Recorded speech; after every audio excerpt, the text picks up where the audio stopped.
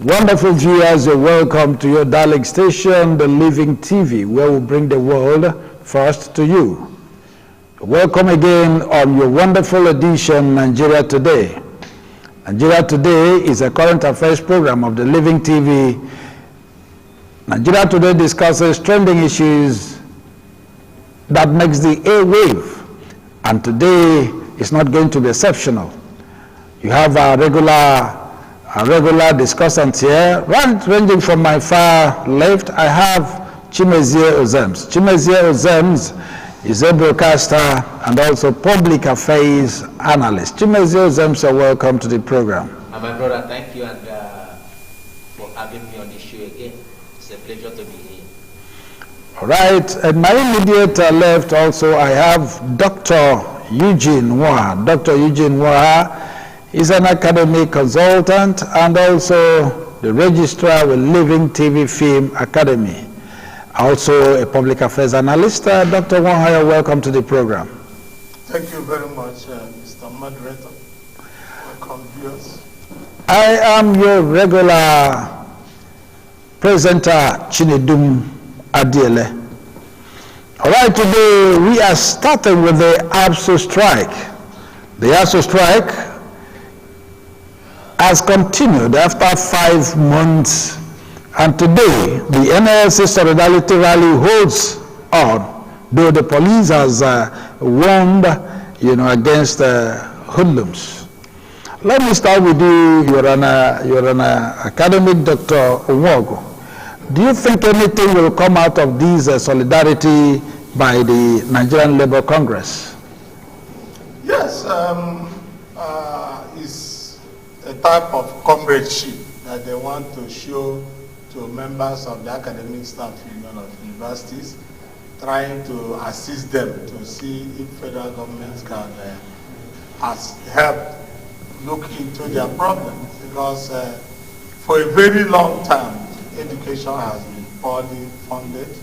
Investment in education has been very low, not only at the university level, but right from the primary, secondary schools. So I think what they are doing is what they are supposed to do, although belated, because this ASUU strike has been on for a very long time. So what they are doing now is what we had expected many months ago, so that the thing can be quickly resolved.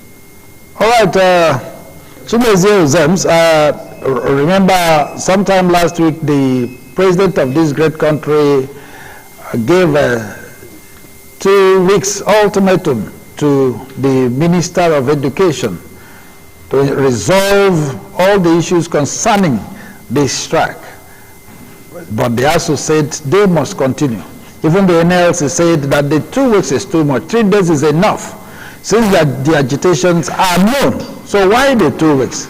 And today the NLC is assisting them on the solidarity.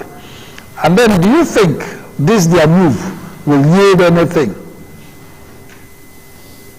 Yes, let me start by saying that the Nigerian Labour Congress, which is the umbrella organization of all the workers in Nigeria, has the right to protest. We are in a democracy, and that's one of the beauties. They took the decision that they are going to identify with them in embarking on a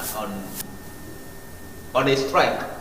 That strike today is taking place across the country, is taking place simultaneously in all the 36 states of the country. But I see it as a waste of time and resources. They are not going to achieve anything. But for the interest of the country, I want to be proved wrong. All right, Dr. Onwogo, that same last week, the federal government announced that this solidarity by NLC is illegal. Do you think they are going to do anything about that? The thing is supposed to be going on, but I don't know about Abia State here. Like Ozem said about the 36 states in the federation. Do you think the federal government will do anything to stop this? Yes, they are saying it is illegal from the angle of the fact that the Nigerian Labour Congress is not directly involved. It's just a sympathy protest. And government is also afraid that with the tension in the country already created by terrorists and bandits, that kind of protest can be hijacked by hoodlums. And so it is very difficult to manage this kind of protest with the number of people involved. But coming to what Joseph said about whether they will achieve, yes, they will. Government concedes certain things when pressure is given on them. And all over the world, protests in the democratic setting helps to put pressure on government. And as it is said, you can easily not get anything from government if you don't put that pressure. And that is why the unions are there. So I think they are doing what they are supposed to do, but it is important to manage it well, because when hoodlums take over, they start to destroy private businesses, they start to kill people, they start to do all sorts of damage to an already fragile economy. All right. Before you answer the next question, I want to tell you that the protests took place in Abia State. The workers were addressed by the secretary to the state government, and they marched on to major streets and roads in Umuahia, the state capital, which is Umuahia in southeast Nigeria. So it took place in Abia State. Okay, that's wonderful. All right, Nigerians spent about $378.77 million in less than 4 months on foreign education between January and May, this 2022. If you look at this amount, will this be blamed on this ASU strike, or do we see this as a result of poor educational quality in Nigeria? And why will this, if you look at this amount, if it is reinvested for up to 6 months, they don't care about the consequences. Much money is not allocated to the education sector from the national budget. Like I said during the last edition of this very program, I said that according to UNESCO, that organ said that each country, especially in developing countries of the world, that they should devote about 26% of their national budget to education. But in Nigeria, I think it's not up to 6%. And that is why the education sector is suffering today. So Nigerians who can afford foreign education will continue to go overseas because they study uninterrupted, unlike what is happening here today in Nigeria. Okay, Doc, if you look at what is happening, and majority of the people who are directly involved in this huge amount of money overseas on foreign education are the so-called leaders of this country. Is there no way they could be indicted?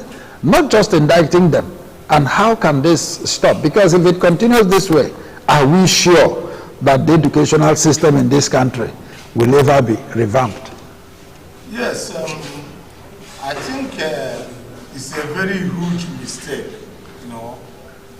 for that kind of money to be sent out in the name of acquiring education, which ordinarily can be acquired in Nigeria here.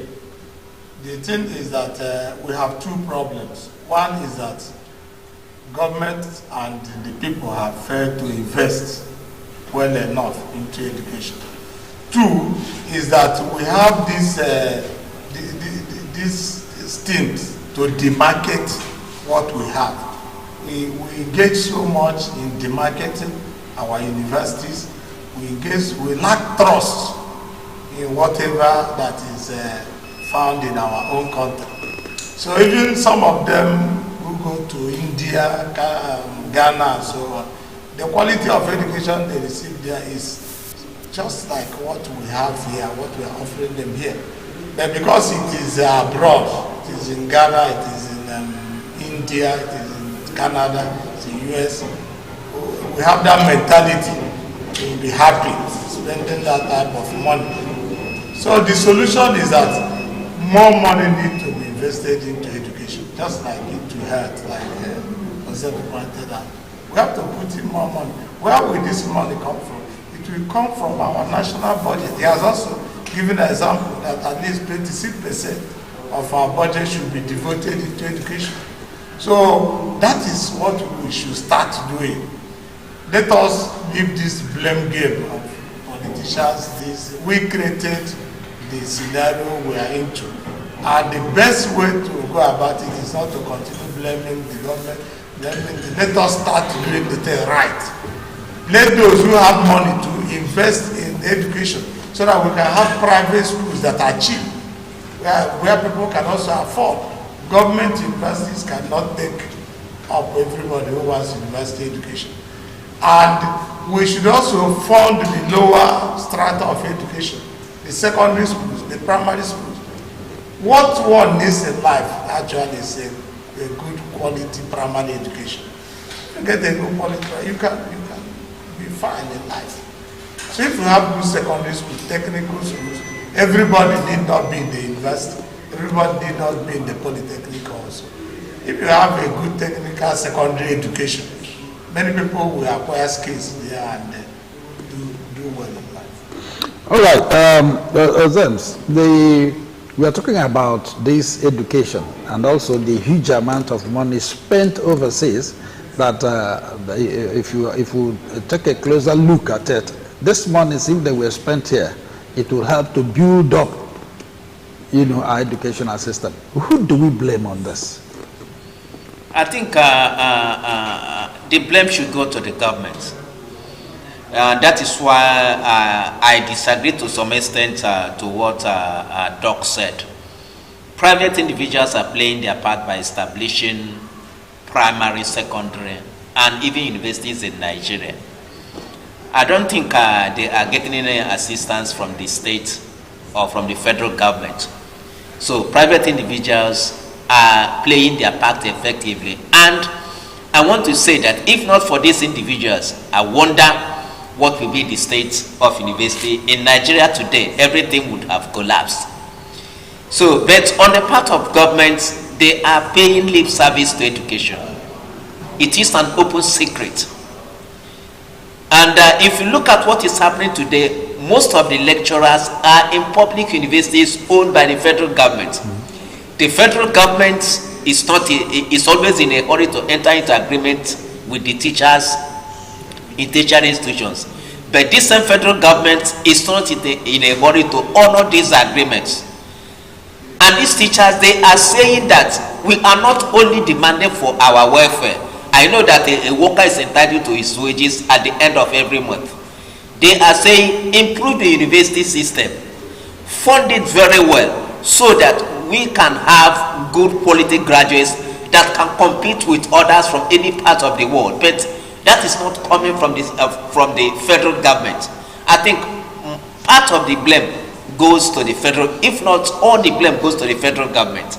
Unless there is a change of attitude on the part of the federal government, we will still remain where we are. And it's an unfortunate situation.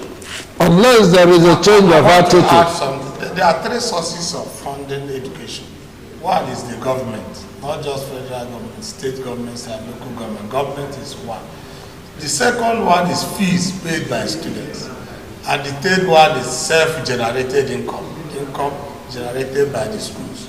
So if we are looking at solution to education problem, we must look at these three sources. We must look at the government, we must also look at fees paid by the students, and we must also look at self-generated income. That's how other people are doing it. All right, the federal, state, and local government, and then the self-generated income for education to remain, yes, for educational system to remain superb. All right, having said that, let us look at this. Lagos declares 4 work-free days, for PVC collection as in Lagos State. We're talking about PVC, a lot of youths, and it looks as if at this part of the globe, especially in the southeast here, where we are, it's like both the government of the state and individuals are not doing much to ensure that this PVC gets to every hand. So, Dr. Waha, What is your take on this? Look at Lagos State. The Abia State government, which is in southeast Nigeria, is playing its role effectively to ensure that the people go and register, because all of us are aware of the importance of the 2023 election, especially at the presidential level, because if we don't get it right next year, I wonder how long it will take to have a good leader in Nigeria. Because if you look at the challenges we are facing as a nation, most of them are as a result of bad leadership. So on that part, I think the Abia State government is doing a lot to ensure that Abians who are of voting age, that is from the age of 18, register and collect their PVC. Also, churches in Abia State, in fact in Nigeria, should also be commended. Now on Sundays, INEC staff, they go to churches, register their members. But the biggest challenge facing this continuous voter registration, we started almost 1 year ago, is that the machines are inadequate. The machines are in short supply. People are willing to register, change their defense PVC or change their address, but the machines are not enough and people keep going. So the best thing government can do, especially that of Abia, is to ensure that the machines are enough. What I don't know is if it is peculiar to Abia State or whether it's also the same problem in other parts of the country. The people and the government, they are doing enough. In fact, people go often, you see them going every day to ensure that they register, because it seems Nigerians, they have come to understand the importance of next year's presidential election because of what we are passing through in Nigeria today. All right, viewers out there, it is important you have your PVC. It is your right and it is your say. So it is important you go get your own, even as we speak. All right, I knew a man named Ekemezie Highset. Is a police inspector with the police command in Calabar, resigned as a police officer on the 14th, after 15 years of service, on the 14th of July. His reason being that there are jihadists everywhere in the country killing people secretly, and then his second reason is that Nnamdi Kanu has remained in detention. The protracted detention of Nnamdi Kanu, and that self-determination is not a crime. If a police officer who is supposed to be a part of our security here in Nigeria is resigning because of agency, every Nigerian should be concerned with what is happening in Nigeria today. There is insecurity in every part of Nigeria, and nothing is being done to all the killings. I think he took a very good decision, and he deserves an award as far as I'm concerned. He is a good Nigerian who cares about what is happening. Jihadists are everywhere. It's an open secret. Then on the part of Nnamdi Kanu, he is entitled to his opinion, because I know that every Nigerian has the right to say, look at how I want to see things being done. I think he has every right to say. All right. Nnamdi Kanu has overstayed. Yes. All right. Though he equally alleged that Mr. President is insensitive to the security situation of the nation. I don't entirely agree with him. And this version that there's insecurity and the president is not doing anything about it, I don't think is correct. A lot of things are being done about the security. But you see the soldiers out there, you see police officers out there, many of them are paying the supreme price, fighting insecurity. And somebody will come to say nothing is being done. The president is sleeping. The president is not... but if this is coming directly from the horse's mouth, like a lot will say, add that to what was it? Yes, if a serving police officer will want to resign. Yes, he can resign, and he has, like Joseph said, he's free to resign from the job he's doing. He was employed to fight this security, and he said he's throwing in the towel. Nobody can kill him because of that. But what I'm saying is that a lot of things is being done to fight insecurity. Maybe we are not doing enough. We can say we are not to say that nothing is being done. Many people come to aid, they say the president has not done anything. The whole place is left like that.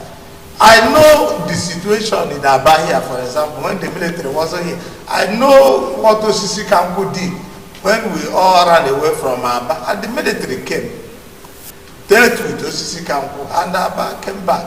So nobody should be saying the military is not doing anything. So the way they dealt, the military came and dealt with Osisi Kampu, is that the way they are dealing with both the jihadists, the Boko Harams, the bandits, and all these insurgents? I'm surprised that Dr. Eugene Nwoha is saying what he is saying in a national television. The verdict from most Nigerians is that the present administration, especially at the federal level, is not doing anything. It's insensitive to what is happening in Nigeria. Even those who are those in Katsina State, the president's home country, are being killed on a daily basis, and nothing seems to be done. Nigerians are worried. It is an open secret that nothing is being done. It's inadequate, and it seems that Boko Haram has become an investment where people get maximum return on their investment. If you look at what is happening, there is no sincerity in the fight against terror in Nigeria. And that is what this young man is saying. He is not happy, and that is why he had to leave. All right. Well, that's the much we're going to talk about. An Abuja-based lawyer has dragged the All Progressive Congress to Federal High Court in Abuja for fielding presidential and vice president candidates of same religion. That's the Muslim. The Muslim ticket. The lawyer, what is his locus? I don't understand his basis. What he's saying that this is a Nigeria. That it is unconstitutional, or that what the Muslim ticket is unconstitutional. Because since he's a lawyer, and I read law myself, so I don't see his basis for filing that type of suit. Because are you saying that the Muslim ticket is all right? It's okay? Legally, there's nothing wrong about it. And in fact, Nigeria is a multi-religious. Nigeria is not even a secular state as people are thinking. It's a multi-religious place. So where are the traditionalists? Who has fielded them? Where were they left out? The African traditional religion. African traditional religion are those of other religions. So what we should be looking at, we have brought religion so much to the limelight. We have very critical challenges in security, in the economy, in the very aspect. That is what we are. Get somebody who can fix these things. All right, I don't you think if you look at the nature of security in Nigeria today, where we have a Muslim and a Christian, and yet things are almost getting one-sided. Don't you think this is one of the reasons why this lawyer had to sue APC? Yes, every Nigerian should be concerned with the Muslim ticket. I know that it was silent, but now it has come to the fore. It has come to the open, and that is why Nigerians are worried about Muslim ticket. I know that in advanced country, people should be concerned about competence, the efficiency of the candidates. But because of our peculiar situation, where religion has become a major factor, not only in politics, almost in every facet of life, I think people should be worried about Muslim ticket. And that is why that lawyer has to go to court. Dr. Wa, as an individual and a lawyer who understands the law, are you saying he has no right to have done that? I'm saying that I don't see his locus. Is he, because the law court is a court of law. It's not even a court of morality. It's not even it's not an ethnic court. It's not a religious court. So I don't see the basis of, is it the Constitution of Nigeria that is these people didn't adhere to? Is it the Constitution of APC? Is it the Constitution of PDP? What I'm saying is that we tend to bring religion so much into the public sphere. And like Fashola said just yesterday, so religion should be a family thing, should be a private thing for people to adhere to within their that are those who understand it well. Follow it like that. Look at Tinubu, a Muslim, the wife is a pastor, he's a Christian pastor. So he understands these things more than people use. I know that many people want to score cheap this and that kind of argument. However, like Ozem said too, if that is a mistake or a flaw by APC, fine. They have shot themselves on the foot. Those who chose Muslim Christian ticket, or this can back on that and they'll get the votes. So I shouldn't worry him so much. If that will make APC to fail, that's their business. All right. Yeah, shortly before we go on break, protesting Imo women demand end to extrajudicial killing. Remember, in this studio, we talked about 14 young men who were coming back from a traditional wedding in Owerri, Mauru East, and they were killed. Only one survived, and that person also was dragged to the Ibubago office and so, because he knew one of the heads and called him by name. And maybe that's how, and took them, they demanded that he should take them to where the traditional marriage, took place, and he did. They let him go. Then they come out shouting. Outside that, the Masob had also equally asked for the Ibubago to stop what they are doing.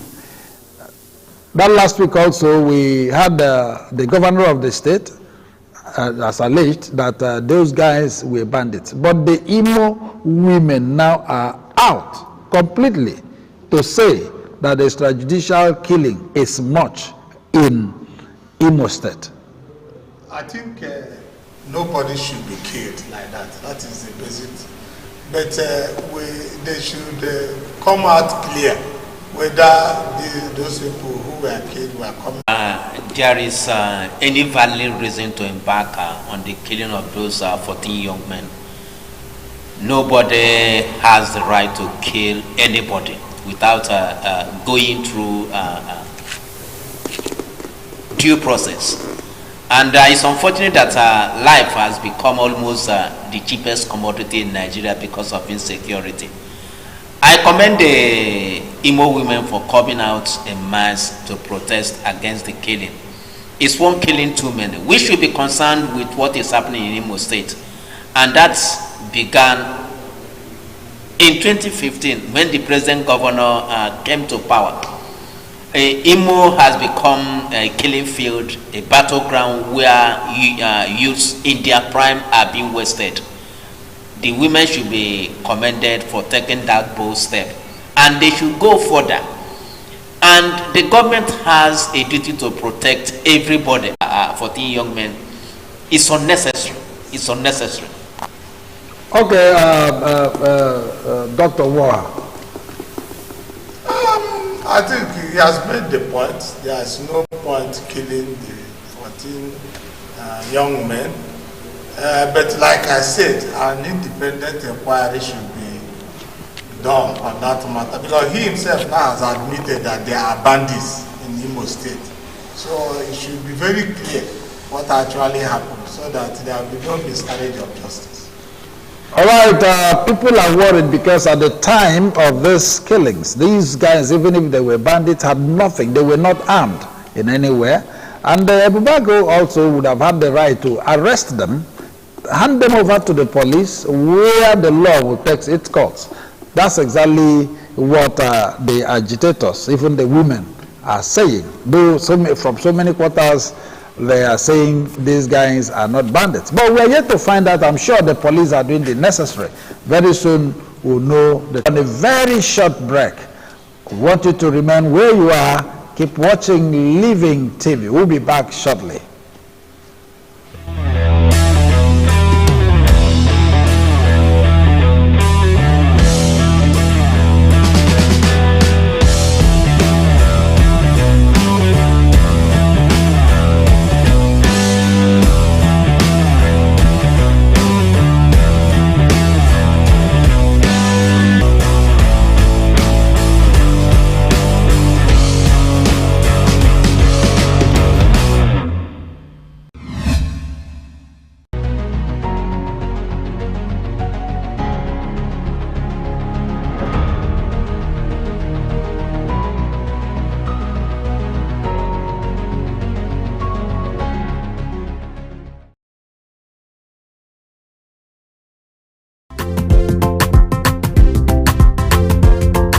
Ongoing at Living TV Film Academy, Aba, Abia State, for candidates wishing to study filmmaking and mass communication for skill certificate training and degree programs, including mandatory NYSC post-degree service. Courses offered are Department of Journalism and Media Studies, Broadcast Journalism, TV Presentation, Filter Journalism, Department of Film and Multimedia Studies, Cinematography, Acting, Video Editing, Film Production, Website Designing, Modeling and Makeup, Bead Making,